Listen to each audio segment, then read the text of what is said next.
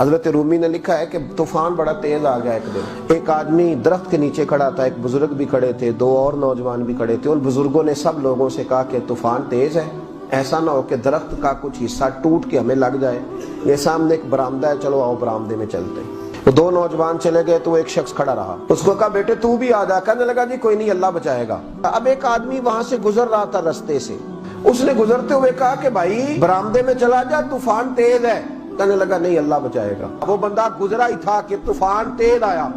एक इतना बड़ा दरख्त का हिस्सा, एक मोटी टहनी ऊपर से जोर से गिरा, सर फट गया रूह परवाज कर।